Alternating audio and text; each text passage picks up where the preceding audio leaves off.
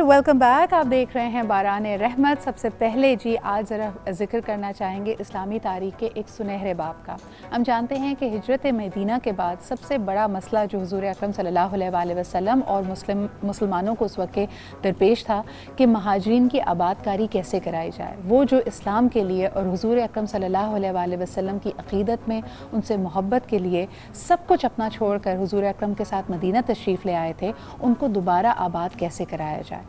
तो यकीनन हम जानते हैं कि तारीख़ ने देखा, पूरी दुनिया ने देखा कि किस तरह अंसार और महाजिरीन का एक मुआहदा हुआ, यानी ये डिक्लेयर किया गया हुज़ूर अकरम सल्लल्लाहु अलैहि वसल्लम की तालीमात की तरफ से कि अंसारी और महाजिरीन भाई भाई हैं। और फिर अंसारियों ने भी इसका भरपूर एक तरह से कहते हैं कि सबूत दिया कि इस बात को उन्होंने किस कदर दिल से तस्लीम किया है।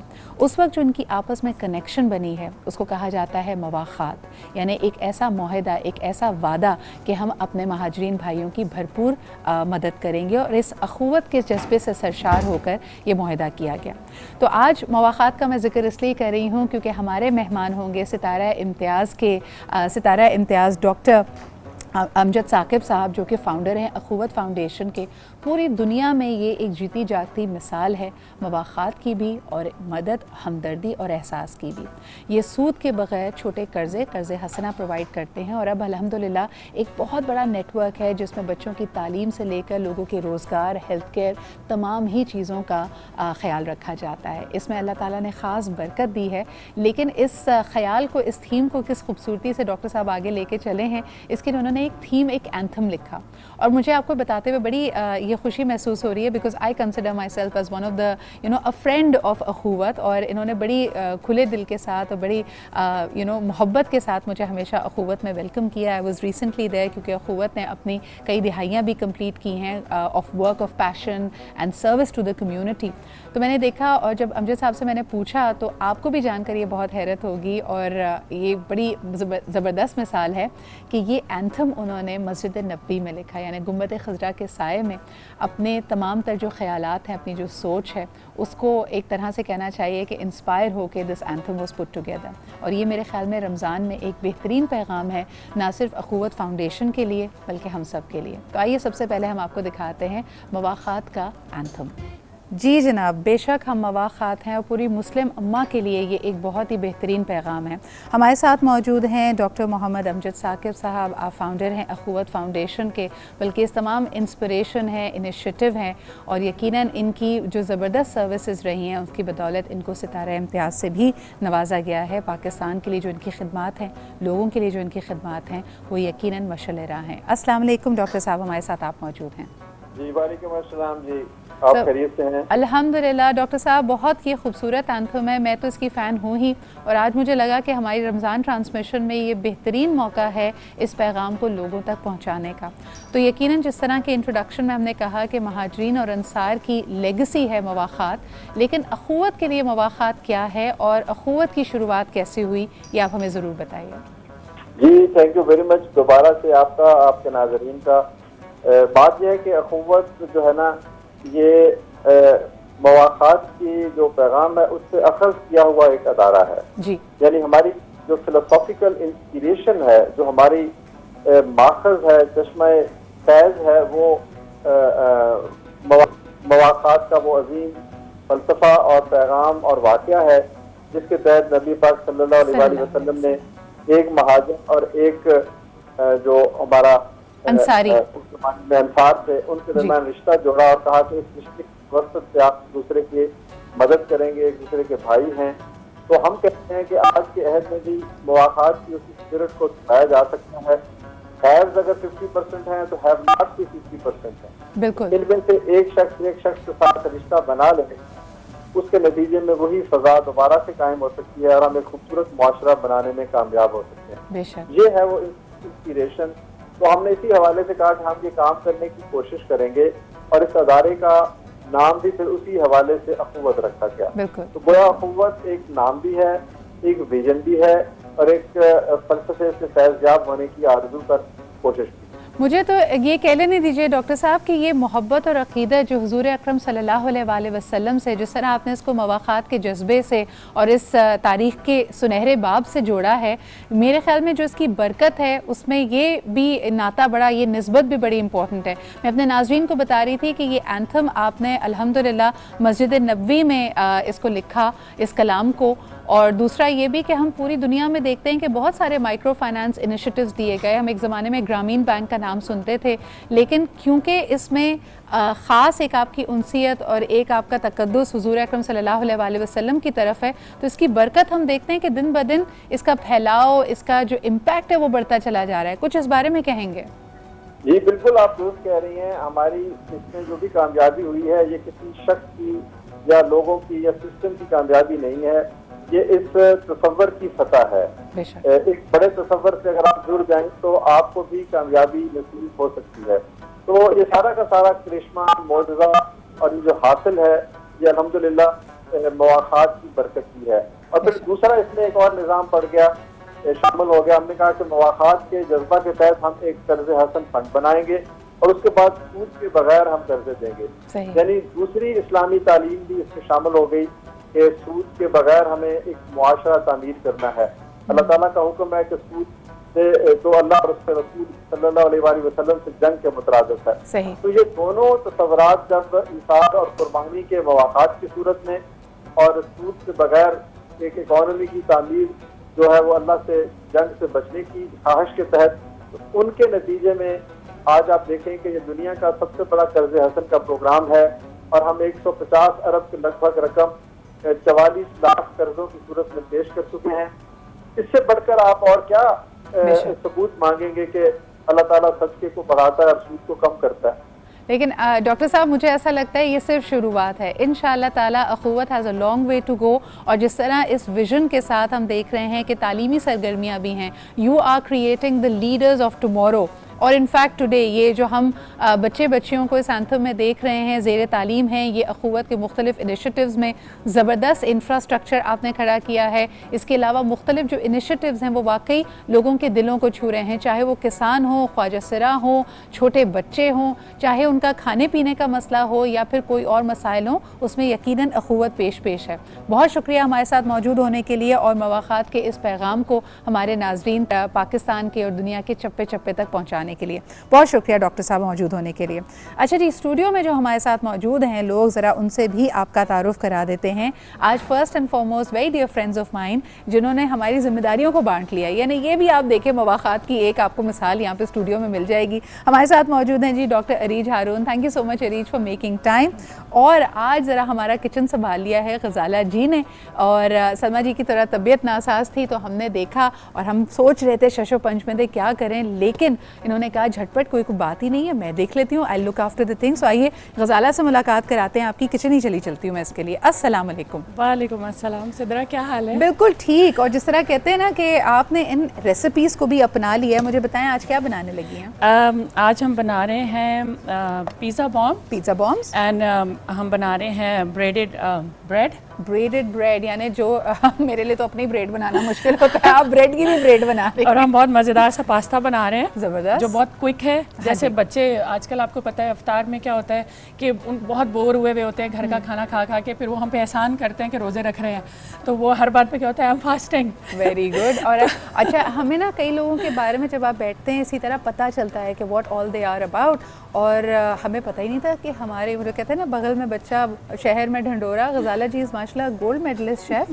तो अभी मैं थोड़ी देर में आती हूँ, मेरे ख्याल में आपकी पास्ता की जो सॉस है वो रेडी हो रही है। चमकी सॉस बनाई है आपने? जी बिल्कुल, ठीक है। और इसमें है क्या क्या डाला है? अच्छा, हम लोगों ने हाफ अनियन चॉप करके स्मॉल डाइस्ड, ठीक है, थोड़े से ऑयल में हमने सौते किया, एक टोमेटो डाइस करके हमने वो डाला, और उसके बाद हमने इसमें क्रश्ड हमने चिलीज डाली हैं, chilli flakes, not the powder, ठीक है, और थोड़ा सा सॉल्ट डाला। अच्छा, अगर थोड़ा सा लोग जो चटपटा खाना चाहते हैं वो चाट मसाला ऐड कर सकते हैं। Very good. यानी ये और आप अपना वाला भी इसमें अगर टच देना चाहें तो कर सकते हैं। बिल्कुल सही है जी। गज़ाला जी, आई लेट यू बी, आप हमारे किचन को अपना किचन समझें। हम जरा थोड़ी देर में आते हैं, जब तक जरा अरीज से गप लगाते हैं। अस्सलाम वालेकुम अरीज। और मुझे बताएं, बिल्कुल शुरुआत में मुलाकात हुई थी और अब बताइए इस वक्त रमज़ान कैसा गुजरा, तुम आखिरी अशरे में?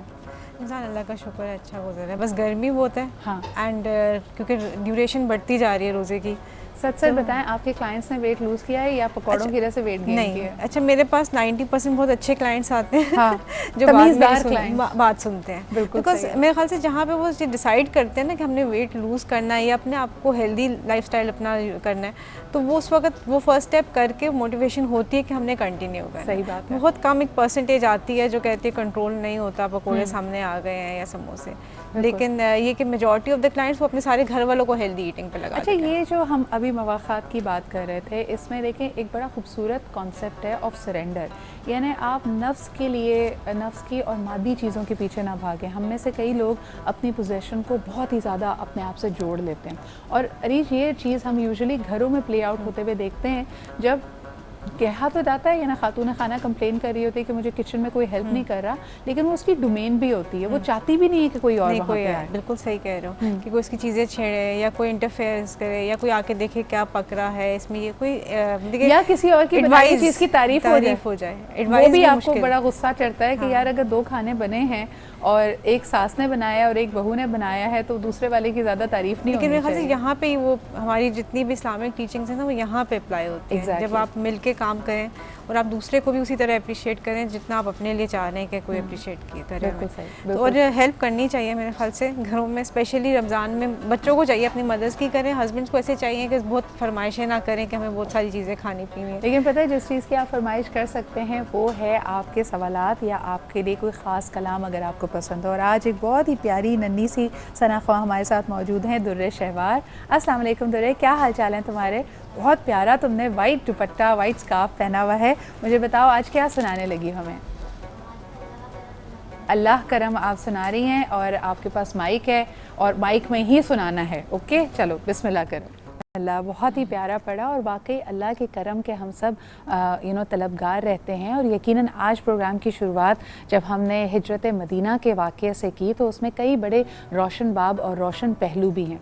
सबसे पहले यहाँ पे बात करना चाहेंगे कि जब मक्का मुकर्रमा में हमने देखा कि जो कुफ़ार थे वो हुज़ूर अकरम सल्लल्लाहु अलैहि वसल्लम की मुखालफत में उनकी जान के दर पे हो गए, तो फिर ये हिकमत अमली अपनाई गई कि मदीना कूच किया जाएगा। अल्लाह ताला के हुक्म से हुज़ूर अकरम सल्लल्लाहु अलैहि वसल्लम ने मदीना जाने का, मदीना हिजरत करने का फ़ैसला किया। और उस रात को उन्होंने हज़रत अली करम अल्लाह वजह को अपने बिस्तर में सुलाकर और उन्होंने रास्ता इख्तियार किया। सबसे पहले हज़रत अबू बकर सिद्दीक़ के साथ उनको हमरा लेकर मदीने की जानिब कूच किया। और उसमें भी हम देखते हैं कि लोगों को ये पता चल गया था, मुशरिकीन को ये पता चल गया था और आपके ताक़ुब में उन्होंने जगह जगह आपका पीछा करते हुए हुज़ूर अकरम सल्लल्लाहु अलैहि वसल्लम का वो आगे बढ़ रहे थे। और एक रात का क़याम यकीनन गार सौर का भी था, जिसमें आज मैं देख रही थी कि बड़े इत्तेफाक से हमने मकड़ी के हवाले से भी एक रिपोर्ट आपको दिखाई थी। तो उसमें भी हम देख सकते हैं कि यही था कि जैसे हज़रत अबू बकर सिद्दीक़ और हुज़ूर अकरम सल्लल्लाहु अलैहि वसल्लम ने गार सौर में क़याम किया तो मुशरिकीन जब वहाँ से गुज़र रहे थे तो अल्लाह ताला के हुक्म से वहाँ पे हमने देखा कि एक मकड़ी ने जाल बुनकर बिल्कुल एक ऐसा तासुर उस गार का था जैसे यहाँ बरसों से, सदियों से कोई आया ही नहीं है। और तभी बहुत सारे लोग ये कहते हैं कि मकड़ी को डायरेक्ट मारा नहीं जाता क्योंकि उसने एक तरह से अपनी लॉयल्टी का सबूत दिया था इस पर्टिकुलर वाक़े की रौस से। इसके अलावा हुज़ूर अकरम सल्लल्लाहु अलैहि वसल्लम के साथ 45 जो महाजरीन थे, आपने हिजरत की थी, कूच किया था मदीना की तरफ। और यकीनन फिर वो सुनहरा बाब अंसार और महाजरीन की मुवाख़ात का। और आज इस बारे में भी बात करेंगे कि आज हम हैव्स एंड हैव नॉट्स के बीच में वो मोहब्बत, वो एहसास, वो दर्दमंदी क्यों नहीं देखते। एक छोटा सा ब्रेक लेते हैं, वील बी राइट बैक।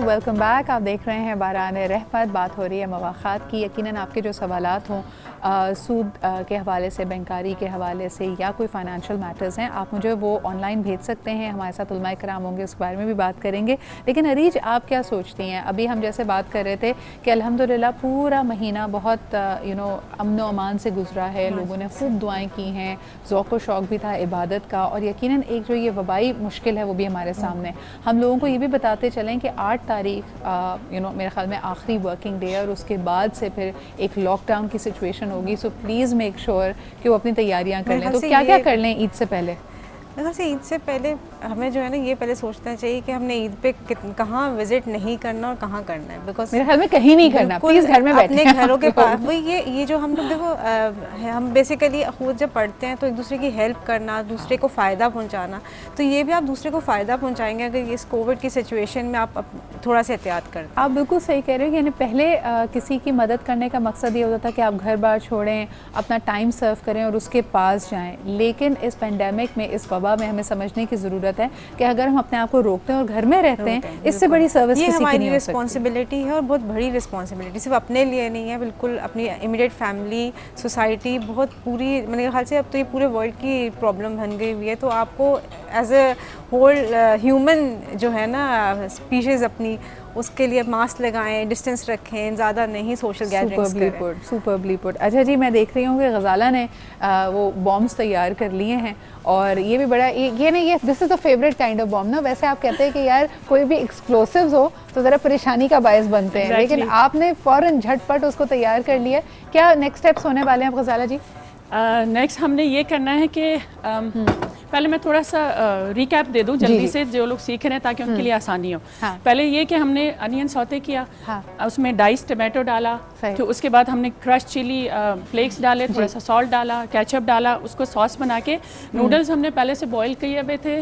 और स्पेगेटीज को बॉईल करने का हमेशा याद रखें तरीका ये कि आप इसको बॉईल करके उसमें थोड़ा सा ऑयल ज़रूर डालें, क्योंकि जब वो चिपक ना जाए। एग्जैक्टली, जब हम स्ट्रेन करेंगे तो आपस में वो चिपकेंगे नहीं।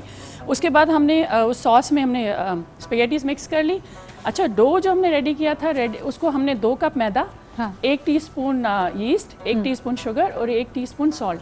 अच्छा, यीस्ट के साथ हमेशा शुगर ज़रूर डलता है। हाँ। अगर शुगर नहीं डलेगा तो वो राइस नहीं होगा। ठीक है, तो उसको हमने अच्छी तरह गूंद के हमने रख दिया था पहले से। अगर 2 से 3 घंटे आपके पास है तो बेस्ट है, क्योंकि वो अच्छी तरह राइस हो जाएगा। उसके बाद हमने छोटे छोटे मैंने एक बनाया, क्योंकि हमारे पास टाइम कम है। हाँ, बिल्कुल आप डेमो दिखा दें, बस हमारे पास अभी अगला घंटा भी थोड़ा सा जो हमने सॉस स्पेगेटीज के लिए बनाया था उसी सॉस में हम थोड़ी सी मेयोनीज ऐड किए।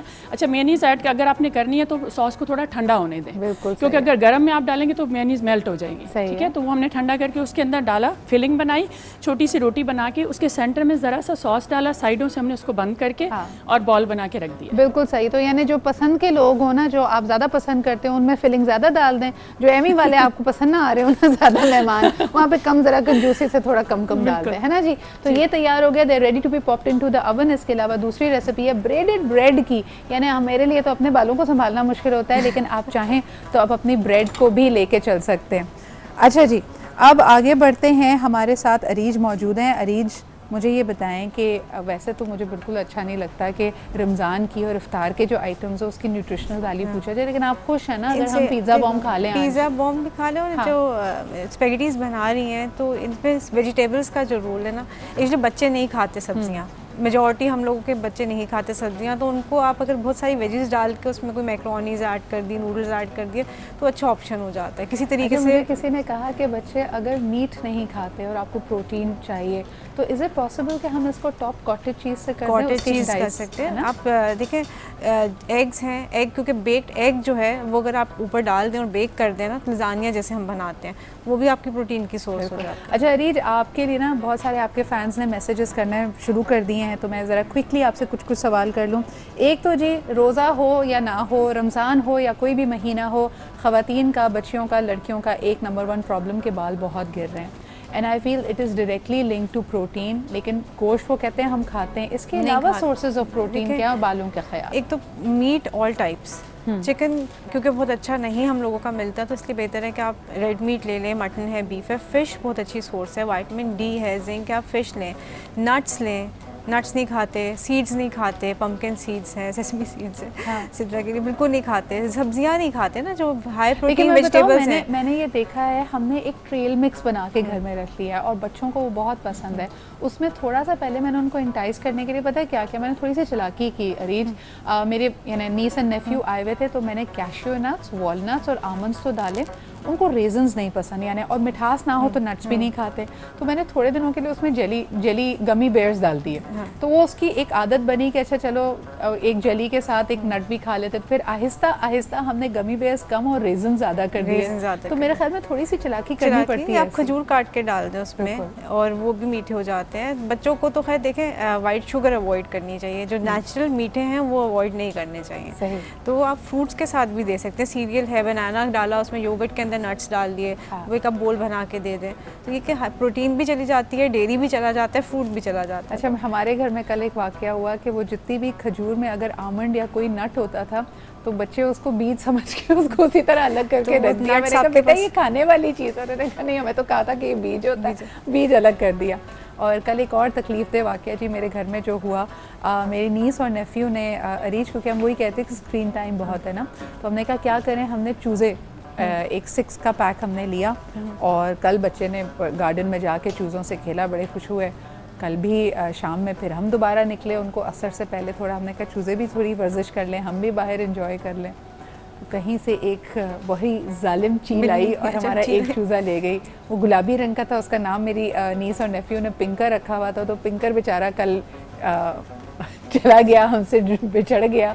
तो मैं हंस रही हूँ, लेकिन उसके बाद हमारे घर में काफ़ी सैड एक्सपीरियंस हो जाता है। हाँ, इनको बहुत ख्याल करना पड़ता है। एब्सोल्युटली। अच्छा, जल्दी से क्योंकि हमें ये सेगमेंट क्लोज करना है, एक और छोटा सा क्वेश्चन आपके लिए आया है which is dryness, skin dryness. Areej उसके लिए क्या कर सकते हैं रोज़े की हालत में? पानी कम पी रहे हैं आजकल। अच्छा, देखिए पानी का वैसे इंटेक तो ख्याल रखना चाहिए, लेकिन स्किन के लिए सबसे अच्छा जो मॉइस्चराइज़र क्लिनजर कोकोनट ऑयल होता है, नेचुरल ऑर्गेनिक किस्म का, लेकिन ऑयल से आप क्लिनजिंग करने के बाद पानी से धो लें, उसको लगाना रहने दें। बिल्कुल सही। तो आपकी स्किन नेचुरली अच्छी रहेगी। वंडरफुल। तो एसेंशियल ऑयल्स का दुनिया भर में भी फैशन है, इसके अलावा आप भी इस्तेमाल कर सकते हैं। इसमें आप कोकोनट ऑयल यूज़ कर सकते हैं, ऑलिव ऑयल यूज़ कर सकते हैं, आमंड ऑयल, जो आपकी स्किन टाइप को सूट करे। इसके अलावा जी गज़ाला जी अपनी नेक्स्ट रेसिपी की तरफ बढ़ गई हैं, ब्रेक के बाद उनसे भी बात करेंगे, लेकिन इस वक्त हमारे साथ मौजूद हैं मोहम्मद हसीब ख्वाजा। अस्सलाम वालेकुम हसीब, क्या हाल चाल हैं आपके?